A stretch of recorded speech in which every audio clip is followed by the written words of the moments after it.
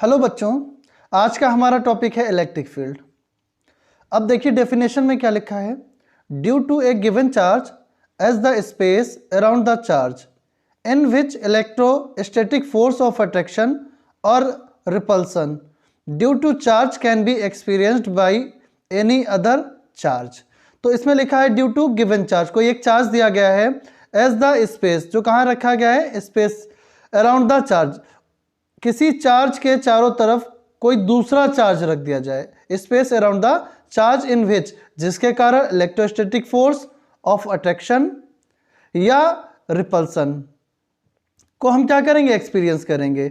इसे हम लोग क्या बोलेंगे, इलेक्ट्रिक फील्ड बोलेंगे। मान लिया हमारे पास कोई चार्ज है, उस चार्ज के चारों तरफ कोई दूसरा चार्ज रख दिया जाए।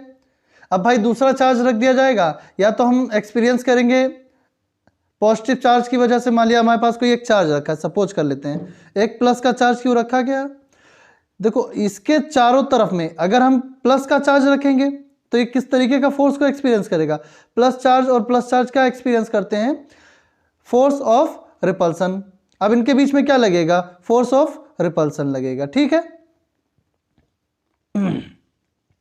फोर्स ऑफ रिपल्सन लग गया। अब अगर हम क्या करते हैं, इसके चारों तरफ में अगर हम कोई निगेटिव चार्ज ले लेते हैं, अब पॉजिटिव हो गया और निगेटिव हो गया, पॉजिटिव और निगेटिव के बीच में क्या लगेगा, फोर्स ऑफ अट्रैक्शन लगता है। आपको पता ही होगा फोर्स ऑफ अट्रैक्शन लगेगा।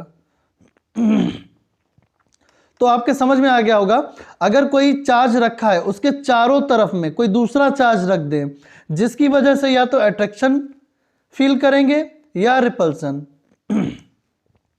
तो हम लोग उसे क्या बोलेंगे, इलेक्ट्रिक फील्ड बोलेंगे। The concept of field was introduced first of all by Faraday. जो कॉन्सेप्ट ऑफ फील्ड बताया गया था वो सबसे पहले फैराडे ने बताया था, ठीक है। अगला टॉपिक देखते हैं, electric field intensity. Electric field intensity at any point is the strength of electric field at that point. It is defined as the force experienced by unit positive charge placed at that point. अब electric field intensity at any point is the strength of electric field at that point. It is defined as the force experienced by unit positive charge placed at that point. अगर मान लिया कोई हमारे पास O point मान लिया हमने, इस O point पर अगर कोई चार्ज रखा है कैपिटल Q, मान लिया ये O चार्ज है और यहां पे चार्ज रख दिया कैपिटल Q, और यहां से R डिस्टेंस पर P पॉइंट पर हमने क्या रख लिया, एक स्मॉल चार्ज ले लिया Q0, जिसे हम लोग क्या बोलते हैं, यूनिट पॉजिटिव चार्ज बोलते हैं। मान लिया हमारे पास क्या है, एक चार्ज कैपिटल Q है और P पॉइंट पर एक Q0, जिसे हम लोग क्या बोलते हैं, यूनिट पॉजिटिव चार्ज बोलते हैं, जो रख दिया गया है। अब इस यूनिट पॉजिटिव चार्ज की वजह से जो हम फोर्स ऑफ अट्रैक्शन या फोर्स ऑफ रिपल्सन एक्सपीरियंस करेंगे, तो वो क्या कहलाएगी, इलेक्ट्रिक फील्ड इंटेंसिटी कहलाएगी। भाई इस पॉजिटिव चार्ज की वजह से, ये पॉजिटिव चार्ज है और ये भी Q0 भी क्या है, एक पॉजिटिव चार्ज है, Q0 भी पॉजिटिव चार्ज है, तो इलेक्ट्रिक फील्ड की डायरेक्शन किधर होगी, बाहर की तरफ होगी। अच्छा, जो इलेक्ट्रिक फील्ड की जो डायरेक्शन होती है वही क्या होती है, फोर्स की भी डायरेक्शन होती है। अब हम या तो यह बोल दें यहाँ पे कि इलेक्ट्रिक फील्ड इंटेंसिटी E है, या फिर हम क्या बोल सकते हैं, फोर्स F है।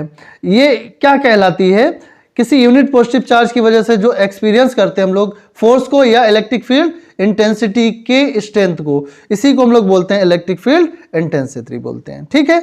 इतनी बात समझ में आई। SI unit of electric field intensity is Newton upon coulomb. अच्छा, इसका फार्मूला हम लिख देते हैं इलेक्ट्रिक फील्ड यूनिट का, तो यूनिट तो अभी हम निकलवा के दिखा देंगे। Electric field is a vector quantity, जो इसकी इलेक्ट्रिक फील्ड होती है वो वेक्टर क्वांटिटी होती है, ठीक है। यहां तक समझ में आया। अब E इक्वल टू क्या होता है, फार्मूला E इक्वल टू होता है F अपॉन Q0, जहां पे F क्या है, फोर्स है, F क्या है, फोर्स है, Q0 क्या है, यूनिट पॉजिटिव चार्ज है। इतनी बात समझ में आई। Q0 को हम लोग यूनिट पॉजिटिव चार्ज बोलते हैं, F को हम फोर्स बोलते हैं। अच्छा, अगर हम तुमसे पूछें कि इलेक्ट्रिक फील्ड इंटेंसिटी की जो यूनिट न्यूटन अपॉन कूलम कैसे आई, तो यहां से बताओगे तुम E इक्वल टू होता है एफ, एफ की जो यूनिट होती है वो क्या होती है, न्यूटन होती है। और क्यू क्या है, एक यूनिट चार्ज है, यूनिट चार्ज की तो यूनिट सेम ही रहेगी, कूलाम रहेगी, तो एन अपॉन सी हो जाएगा, न्यूटन अपॉन कूलाम हो जाएगा। इलेक्ट्रिक फील्ड इंटेंसिटी की जो यूनिट है वो न्यूटन पर कूलाम है। ठीक है, यहां तक समझ में आया होगा आशा करता हूं।